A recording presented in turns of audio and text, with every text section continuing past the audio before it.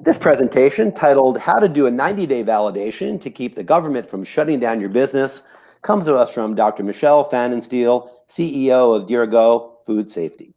Dr. Pfannenstiel is a veteran veterinarian turned business coach and food safety strategist.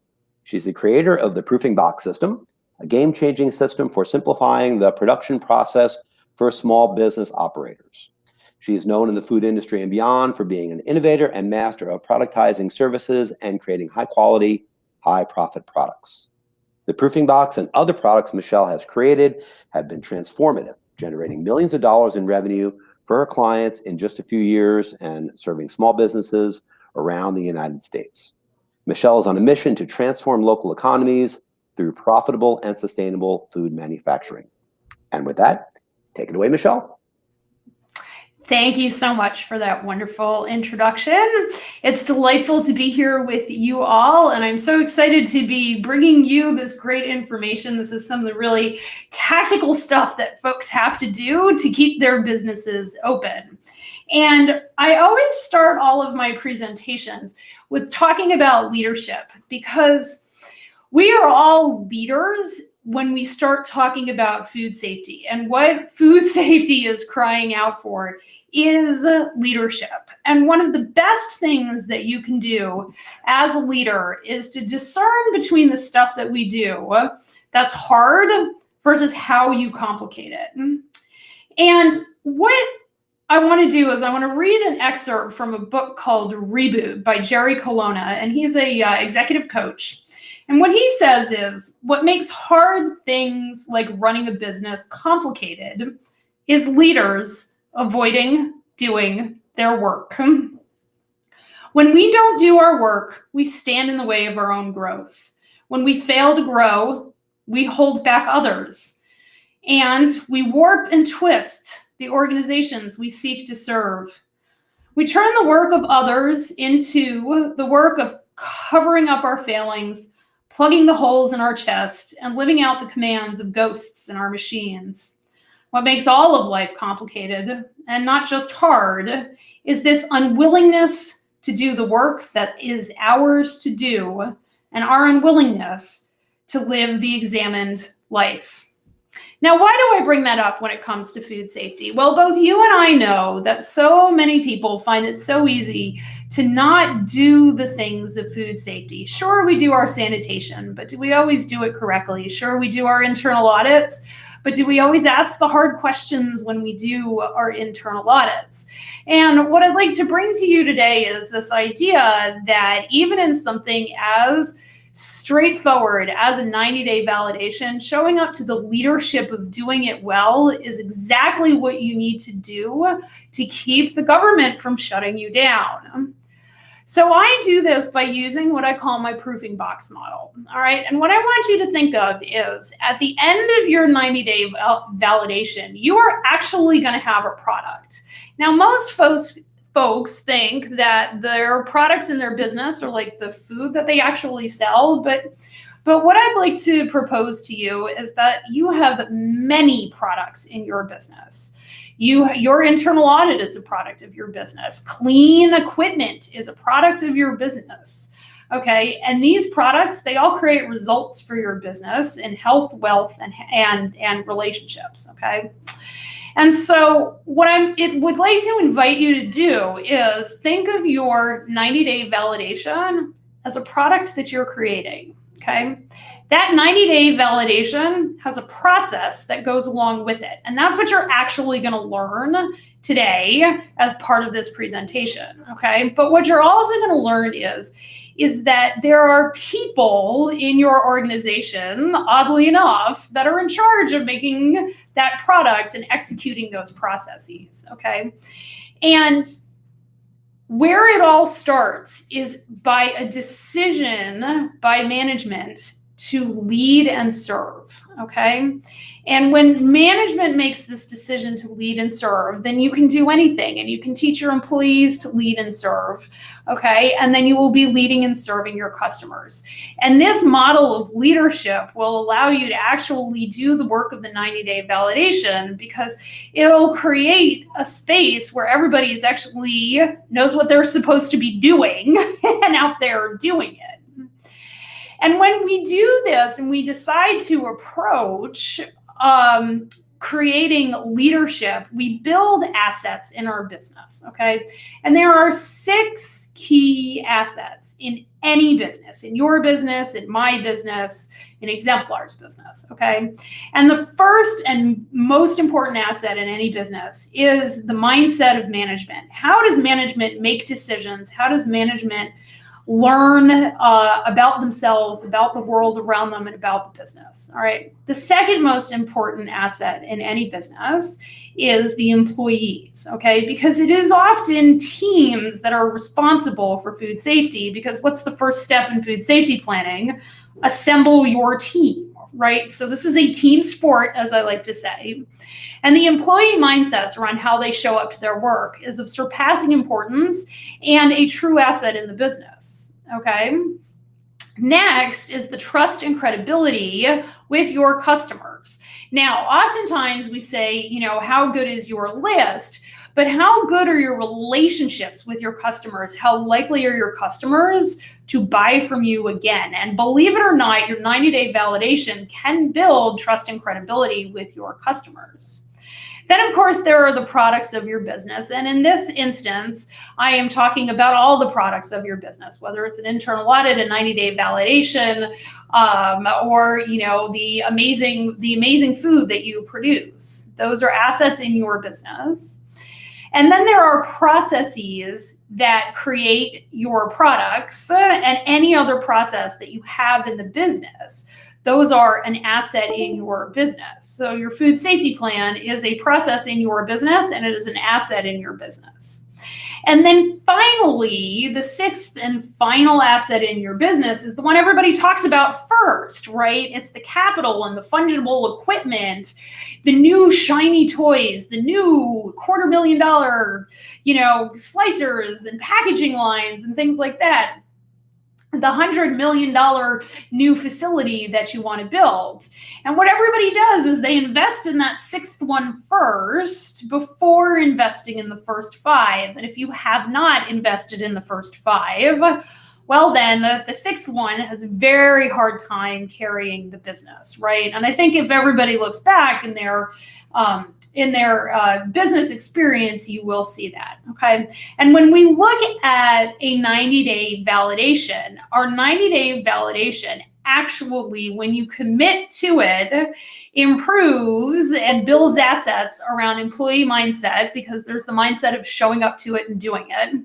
There's the creation of the product itself, which is an asset. So your 90-day validation, believe me, is an asset in your business, and you will know that when you put it in front of your auditor, okay? And then the process and the processes that you're checking is an asset as well, okay? So we're building at least 3 out of the 6 assets, and probably more, especially if you have trouble doing 90-day validations, because then you're going to be given the opportunity to grow management mindset and employee mindset. And so then, just as a review, and I'm sure you're all aware of this, but you know, we talk about 90-day validations within the context of HACCP or preventive controls-based systems. And we do this because we have to prove that our systems work. And of course, all HACCP-based systems are built on your prerequisite program. So, and you know, your prerequisite programs are things like cleaning and sanitation and approved supplier and all that good sort of stuff. And then education and training. So of course, you're getting education and training right here. And all of these things exist in a context of management commitment to actually doing this, continuous process improvement. I am a big believer in usable documentation, and you will find that you'll have access to the Excel spreadsheet that I am doing in this presentation.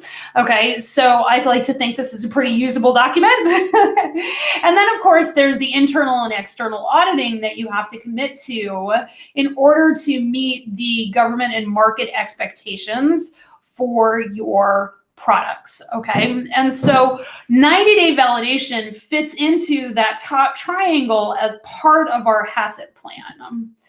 And what it really asks is, did you do what you said you were gonna do? And this is predicated on verification. So now verification comes from the Latin root veritas, all right, which, means truth. And validation is a subset of verification, all right, and we'll get to those definitions in just a moment, all right. This is also 100% predicated on good record keeping. All right, so now there are many good record-keeping practices. There are some that are specific to government regulations. So, for example, in the Food Safety Modernization Act, preventive controls for human foods, which I'm sure many of you are familiar with, your preventive controls qualified individual has to sign off on your records within 7 days of those records being created. So that's a super specific example of record keeping. For all of those of you who are ISO compliant, there are huge numbers of record keeping requirements, to maintain document control. And your document control standards are part of your record keeping requirements. Those can all be incorporated into your 90-day validation. And indeed, if you think about it, you could probably even 90-day validate your document control procedures, because you can 90-day validate anything, all right? So, but 90-day validations, whatever it is that you're validating, whether it's your critical control points, your preventive controls, or your record keeping system, is predicated on actually good record keeping, because that's what you got to go back and look at.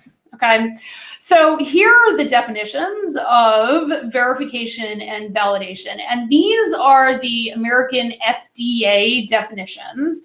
Now, of course, the USDA, if you're doing USDA stuff, they have vaguely similar definitions, and then the Codex has, it's all built on the same information, right? And but these are the generally accepted definitions. And if you are, in fact, selling into an American audience, those are the code references for you, 21 CFR 117, all right? And the questions are what we are really asking. Is the plan being implemented in a way that controls the hazards? And then can the plan actually control the identified hazards, right? So that's what we're trying to do. There are lots of different verification procedures that you can do, all right? And these are some of the things that I've alluded to. You can do a 90-day validation on any one of these verification procedures. And indeed, with my clients, anytime we have a critical control point or we have a preventive control, we 90-day validate that. And if you are going after SQF, BRC, or other GFSI type auditing, the ability to tell your auditor that you have in fact done a 90-day validation, I know as an auditor myself, makes me very happy, provided it's done well, okay? If you've done it poorly, then that's probably not as good an idea. But when you're looking, at what do I do so that I can sleep at night, one of the very best things to take a look at is actually executing a 90-day validation, all right? So we have required validation frequencies, and this is where the 90-day comes from, okay? So this 90-day validation came out of the mega reg that we wrote in the United States in 1996 at the USDA, and it's enshrined into law, and then everybody picked it up as a really good idea. So if you're a USDA inspected facility, you have to do a 90-day validation, okay? And what that means is you have to say, did I do what I said I was going to do, and was it helpful within the first 90 days or 13 executions of the HACCP or food safety plan as you have it, 13 executions of whatever it is that you are doing. All right, and someone somewhere determined that to be a statistically significant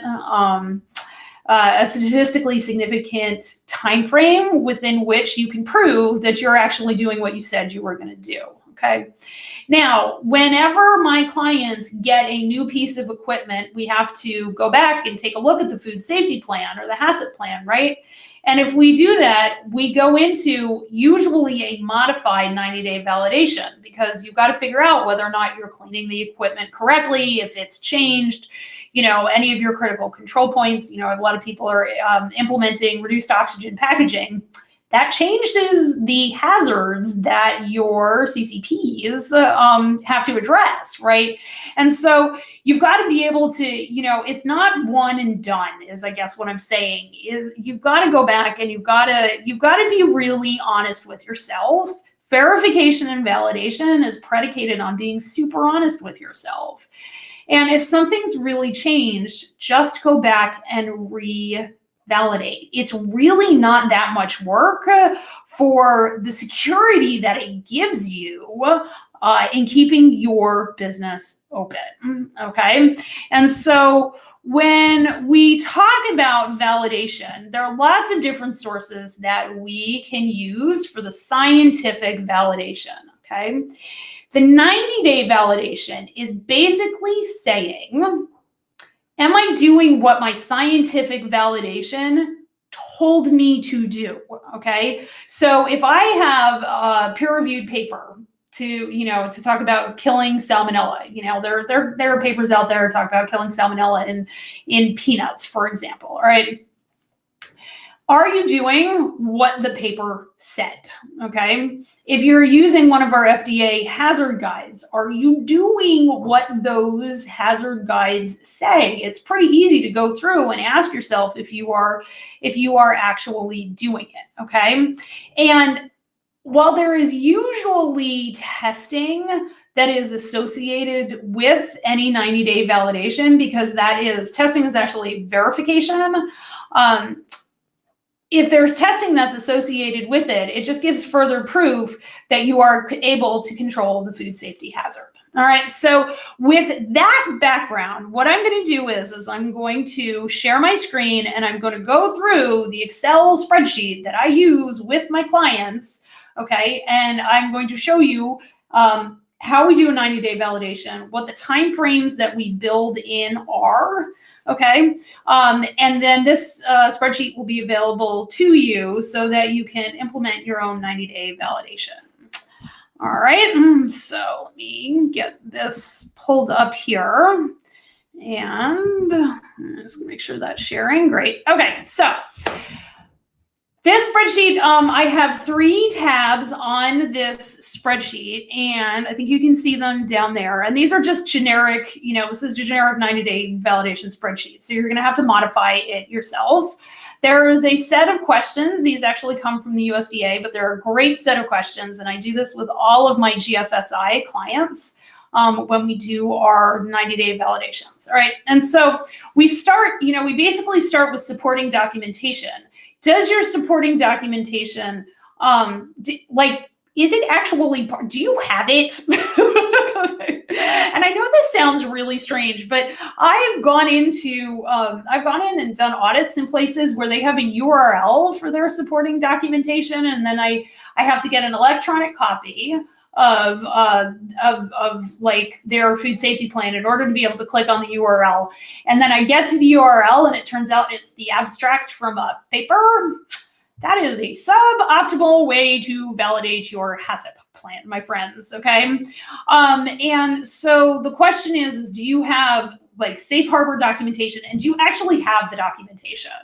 Okay, so then the next question is do you have your prerequisite programs? Now, when we talk about verification and validation of prerequisite programs, people always say you can't validate a prerequisite program. In a 90-day validation, you most certainly can validate a prerequisite program. And the question you ask is are you doing what you said you were going to do over the course of at minimum 13 executions of that prerequisite program? Do you have any testing to back that up? Okay, and how can you bring the data together all in one spot and discuss it in a way that shows that your prerequisite programs are actually creating the condition to create safe food? Because remember, your prerequisite programs make hazards not reasonably likely to occur. If your hazards are not reasonably likely to occur, then you don't have to control for them, all right? But you've got to have that supporting documentation.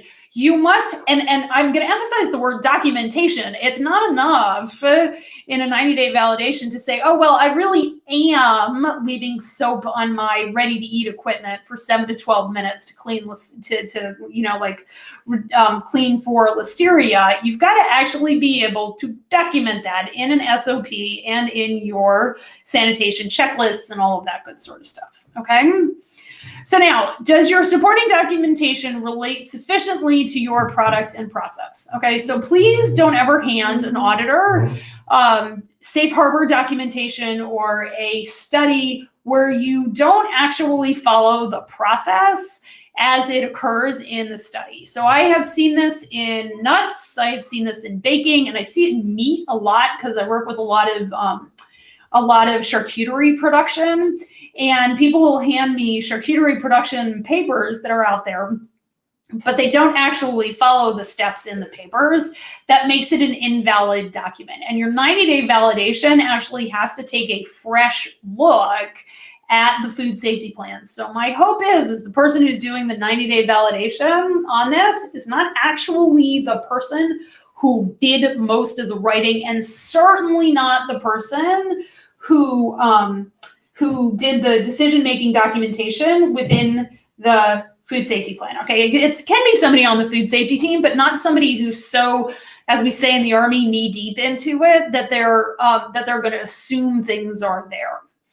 Okay, so did your food safety plan identify the critical operating parameters? So when you did your hazard analysis, did you figure out what are the critical limits that actually control for the hazards that you've identified? Okay, have you identified those critical operating parameters?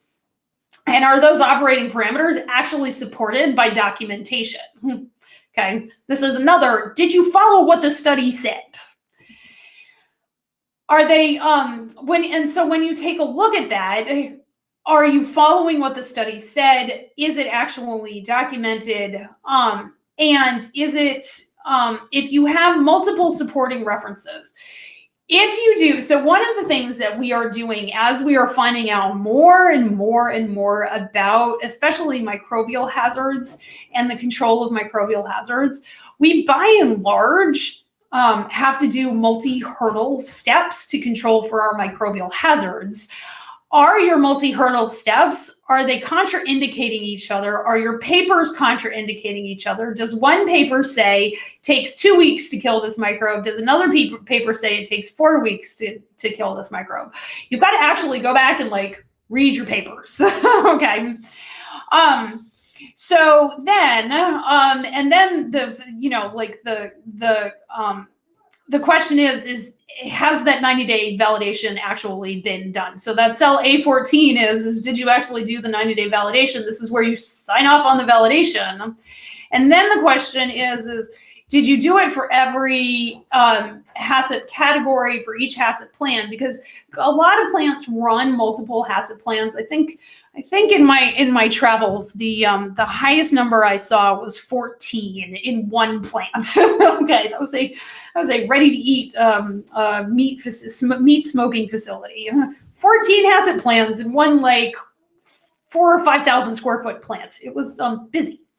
All right, and so you have to do this. You have to do this for at least 13 executions of every HACCP plan and every critical control point within those HACCP plans, right? So those are the general questions. If you can answer yes and document the yes to all of those questions, you are well on your way to creating a sufficient 90-day validation that you can put in front of any auditor, in front of any government inspector and say, hey, look, we have really done everything that we have said we are going to do in order to make sure that our HACCP plan, our food safety plan, is operating the way we said that it will. Okay, so now I'm going to show you how this actually works. And I've got a bread one in front of me. And it actually works. Okay, so up in the top right corner, we always talk, we're going to take all of this information directly from the HACCP or the food safety plan, the preventive controls plan. And we always want to, because all of this stuff starts to look alike, right? So the question is what is the product that you are what is the product that you are validating, okay? Because it has to be a product. So this can be your sanitation plan, and I will show you that on the next slide. So this can really be anything. So if you think about that proofing box model that I showed you, you can have a product of anything in your facility. And I urge people to look at their facilities as things that create more than just food products, because any work that you do in your facility, frankly, has to be delivering customer value. Okay, and if you start thinking about things as products, you are much more likely to think about your all the work that you do as delivering customer value. Okay, so in this case, we're going to do a fully cooked, ready to eat bread product, okay, because breads are nice and complicated now that we have the preventive controls plan in place. And in bread, because we are pretending this is a wheat-based bread, we are worried about Shiga toxin, E. coli, specifically O121, in case you're interested, and salmonella. Both of those are hazards that are known and reasonably likely to occur in bread products. I think the language that the FDA actually uses is known and reasonably foreseeable. The rest of the world says reasonably likely to occur. All right, so the process that we are actually doing, I know this sounds really silly, put the process down, because you would be surprised at how many people don't understand your process, okay? With bread, it's pretty straightforward, but with a lot of processes, it really isn't. So just write out the process in real, language, that whatever language everybody speaks and reads, okay? Then the question is what operating parameters are you looking at, okay? So I happen to know, and I just have this memorized, that I have a paper where the operating parameter is the bread has to be held at 203 degrees for 3 seconds, and that will kill the salmonella at the moisture that the bread is at, right? And I don't have the technical support documentation in there, but trust me, I have a paper that goes along with it. Okay, so now that we know what we are, actually doing the validation on, the question is, how are we actually doing what do we actually do to do the validation? Okay, so a 90-day validation or 13 executions, and I've written this for 90 days, not 13 executions, because then the weeks get all screwed up, but you can figure it out for 13 executions, I'm sure. We do more at the beginning, we do less at the end. The way I construct all of my 90-day validations is so that we are looking at the things that we need to look at to verify once a quarter. For most small plants, for most of the things that you're doing, looking at things once a quarter is sufficient, okay? Now, I say that, what you will end up doing is, if you have multiple HACCP plans and multiple CCPs at the end of your 90-day validation, what I want you to be able to do is construct a way that you're verifying stuff, okay, on different HACCPs in different weeks of the month. So in the first week of the month of the first quarter of the year or whatever, you are verifying one CCP. You're doing another CCP the next week. You're doing another CCP the next week. And so that way, when you write your HACCP plans and you're doing your verification steps on your HACCP plans, you are making sure all of your verification is done, all of your direct observations are done 1 week of the month or 1 week of the quarter, because it is the rare HACCP plan that needs to have everything done more often than that. It is possible if you are at a super high volume plant, all right, and you have lots of things going out of control potentially, but most people are not going to need things more than that. Okay, so let's just dive into it. So we're working a 5-day work week, okay? We produce bread every day, okay? And in week 1, day 1, we are going to make sure that we took the temperature of our bread. So did we actually do the monitoring actions that our HACCP plan said we needed to do? Did we accuracy check our thermometers, okay? And of course, we have to use accurate thermometers that have been accuracy checked. Accuracy checking thermometers is a verification step, all right? Did we fill out the monitoring documentation correctly? Okay, so that means that you are looking for for the monitoring documentation to have the operating limits on there, the person who observed that the critical control point was met, so the operating limits are the critical limits, the person who actually saw that the critical control point was met, they need to sign and date and time, because often these things, I mean, if you're saying 203 degrees for 3 seconds, that's very specific, and they must very specifically initials, date, and time that, okay? So has the monitoring documentation been filled out correctly? Was the records review done? Okay. And then the person who is doing this 90-day validation is going to put the time in the initials, because of course you're going to know the date, right? So, and you can even, if you want, if you're doing this after you've done all this, just put the date in there. Okay. Very simple. Now, the other thing I want to point out is that this is not a controlled document. So you're going to want to make this a controlled document if that's what you require as part of your document control procedures. Okay. For my small operators, I tell them to do this not actually as an Excel spreadsheet, but as a Google Sheet, because Google Sheet has very good document tracking, and you can see who changed what cells. And so that makes it much more likely to be considered ISO compliant. Okay.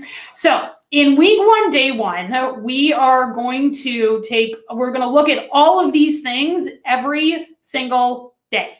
Okay. And I know it seems like a lot of work, but leadership is sometimes showing up to the work that you don't want to do. That seems repetitive and things like that, but we're doing more work now so you can do less work later.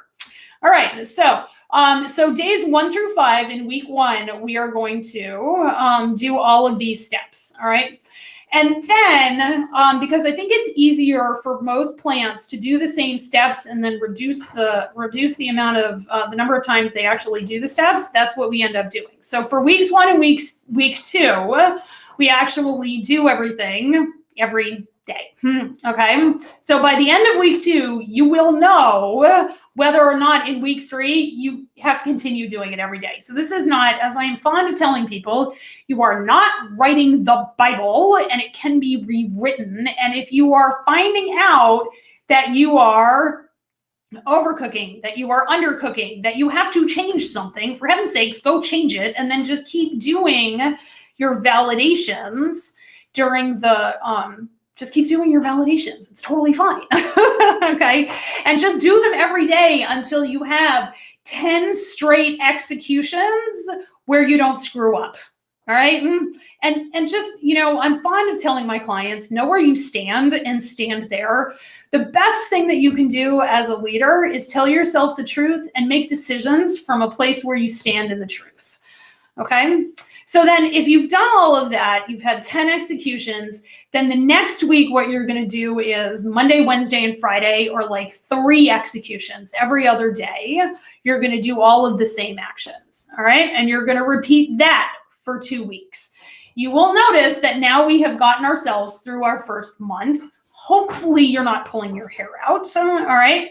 And then we are going to back off, okay? Because if your food safety plan is written super well, you're gonna back off from doing your verifications so frequently, and we're gonna back off to the other 2 days of the week, okay?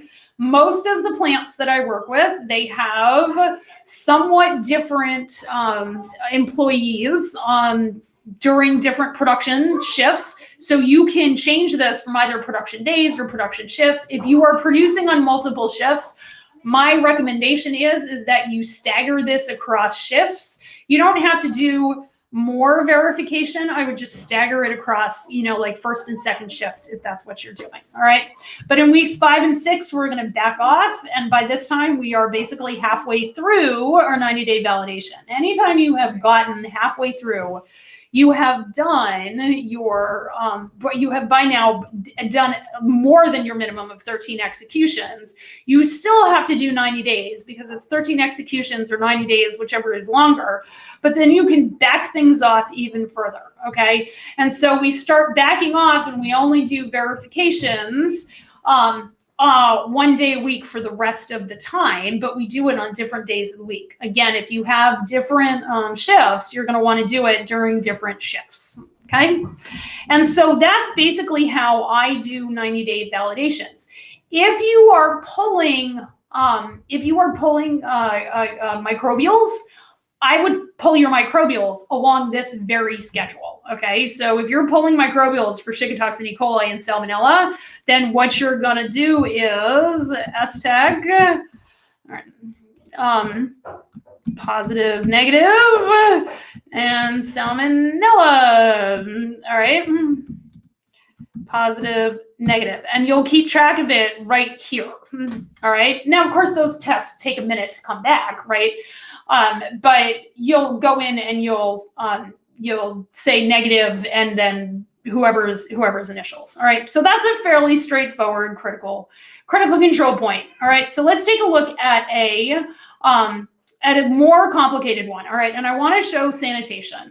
And I want to show sanitation because Listeria and Salmonella cross-contamination are a huge issue. And I want to show you how to do a 90-day validation on a ready-to-eat product. So it's the same product, all right? And in the United States, if you are making a ready-to-eat food, you have to have what we call sanitation preventive control to prevent cross-contamination of any known or reasonably foreseeable hazards. Well, the FDA has identified Listeria as known and reasonably foreseeable in a ready-to-eat facility. So you, at a minimum, have to do sanitation preventive controls for Listeria. It is a surpassingly good idea to also do sanitation preventive controls for Salmonella. This is a 90-day validation I actually did for somebody who had Salmonella cross-contamination. So if it's happened in your facility, it is known or reasonably foreseeable, okay? For at least a couple of years, okay? At least for one full 3-year cycle of your food safety plan, okay? So the process then we look at when we look at a sanitation preventive control or if you're in FDA fisheries, this would be a sanitary control procedure. In the USDA, this is an SSOP, and in most of Codex HACCP, we call this an SSOP, okay? The hazards we are worried about, I already talked about. And then what are our operating parameters? Well, do we have the correct soap dilution? Are we leaving the soap on for 7 to 12 minutes? I'm not gonna lie, this is like my favorite thing to do. I'm going out to like 2 processors next week, and all I do is I take my phone and I hit start when the soap hits the equipment, and I time it. And let me tell you, that is a great way to validate if everything's going right with your sanitation process.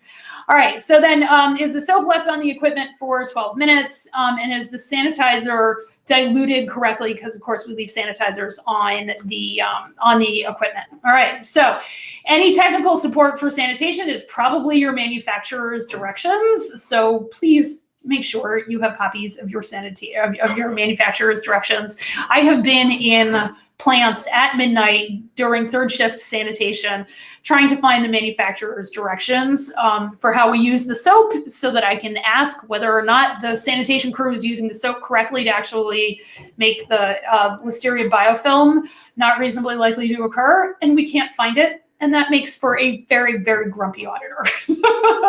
All right, so we're going to ask if your cleaner dilution is correct. So your cleaner dilution is probably a critical limit. Have you used your test strips? And for the love of Pete, please use your test strips correctly. If it says it has to be in a pH 7 solution, make sure your solution is a pH 7. If it has to be used at a specific water temperature, make sure your water is that temperature, all right? Did you meet the 7 to 12 minutes? Was the sanitizer done correctly? And did you do all the monitoring documentation correctly? Because in a preventive control in a specifically American context, you've got to document this as if you were monitoring it like a CCP. This is also true for fisheries sanitary control procedures, and is mostly true for any other sanitation SOP, okay? Did you do your records review and then time and initials for every time that you do that, all right? And so when we look at this and we're looking at sanitation, if you are doing one shift of sanitation, you are going to be looking at all of these different things. You're probably going to be looking at them every day. All right. And so we're doing this 90-day validation to say we can do this correctly. But if you're doing sanitation monitoring, you're going to be looking at this like every day anyway. And if you're under FSMA, you've got to sign off on your sanitary preventive controls every within 7 days of the documentation being created. But your 90-day validation then is useful for your GFSI audit when it asks, have you validated? Do you know that you are doing this correctly? Which is, of course, an element in all GFSI audits. Okay, and so that is the sum total of how to do this. Where do people get hung up? All right, they get hung up in how easy it is and not actually doing the work. Okay, and I wish that it was like sexier than that. I wish I could say, you know, we have like knockdown, drag out fights, or there's some other really big drama, but the drama's all in your head for not doing your 90-day validation. Okay, because like when you actually do this, it's super boring. Like most of the work of leadership is super boring. It's, you know, we in lean manufacturing, when we talk about Gemba walks, we walk around the facility, okay? And we ask people and we talk to them and we say, hey, do you have the things that you need to do your job? This is the same thing. You will find out if people have the things that they need to do their job, if your dilutions are correct. And it's super, super boring. But if your dilutions, if nobody's monitoring your dilutions, it's probably because the person doing the diluting doesn't have the right stuff. And you've got to go fix that problem. Okay. And then when you fix that problem, you've got to go back and you've got to make sure you have like 10 perfect executions of your sanitation. Okay. And this hangs everybody up. Getting everything for 7 to 12 minutes every single time. You know, in my most perfect BRC audited facilities, does this happen on a regular basis? But that's it. That's really it. You know, and that's what a 90-day validation allows you to uncover, is what are these simple things that we know we are supposed to be doing that are going wrong. And if you stand in your truth and allow yourself to know that about your facility, that's really what keeps the government off of your back. That's really what helps you get along with your auditors, is by the simple act of not making hard things complicated by introducing drama around them. And that, my friends, is how you build those first two assets in your business. By having drama-free mindset management of the people who run the company, and drama-free mindset management of the employees. And your 90-day validation will absolutely do that for you. All right, so that's what we've got. Thank you so much for joining me for this. I hope it was educational. I hope you liked it, and I hope to be seeing you in the future. Thank you so much for your time and attention. And thank you, Dr. Michele Pfannenstiel, for that perspective on how to perform food safety validation that satisfies government inspectors. And that concludes this presentation.